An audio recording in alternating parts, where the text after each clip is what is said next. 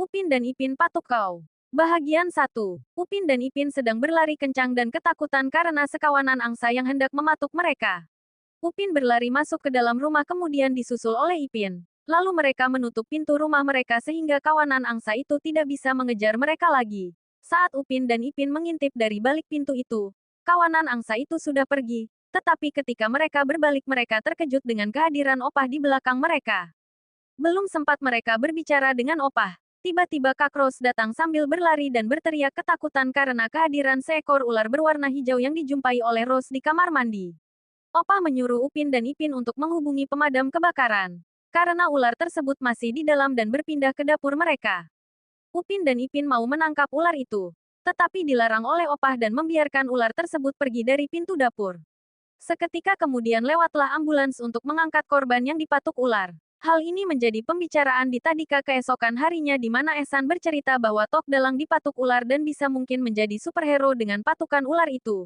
Gara-gara cerita ada superhero yang mendapat kekuatan dari gigitan laba-laba. Bahagian 2. Upin dan Ipin menjenguk Tok Dalang yang diperban di kakinya dan menggunakan tongkat. Mereka menyadari di tangan Tok Dalang ada noda hijau.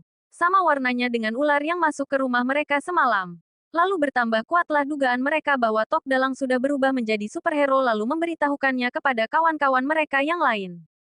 Mereka semua akhirnya meminta Tok Dalang menunjukkan kuasa ular. Tiba-tiba kandang ayam Tok Dalang diserang ular besar. Tok Dalang meminta semua anak-anak agar jangan mendekati ular itu, mengunci kandang dan memanggil pemadam kebakaran. Maka pasukan pemadam kebakaran dengan cepat tiba untuk mengeluarkan ular itu dengan mudah. Setelah itu, Tok Dalang duduk bersama anak-anak itu sambil menerangkan bahwa ular tadi ular sawah yang tidak mematuk tetapi melilit mangsanya. Oleh karena itu jangan bermain-main katanya. Jarjit mengulangi pesan seorang pemadam kebakaran tadi kepada Tok Dalang supaya membersihkan halaman rumah. Bahagian 3. Keesokan harinya, Upin dan Ipin menolong membersihkan halaman rumah Tok Dalang untuk mencegah ular datang. Pada saat inilah mereka menyadari bahwa noda hijau Tok Dalang datang dari pas bunga yang baru dicat. Ketika duduk bersama, Tok Dalang menerangkan kepada anak-anak bahwa cuaca panas adalah saatnya untuk berjaga-jaga dari ular yang masuk rumah karena ular senang tempat lembab. Ular dapat dicegah dengan memasang palang dasar pintu dan menaruhkan belerang di keliling rumah agar tidak masuk ke dalam. Ide ini membuat Upin dan Ipin kembali ke rumah mereka untuk memberitahukan Opah.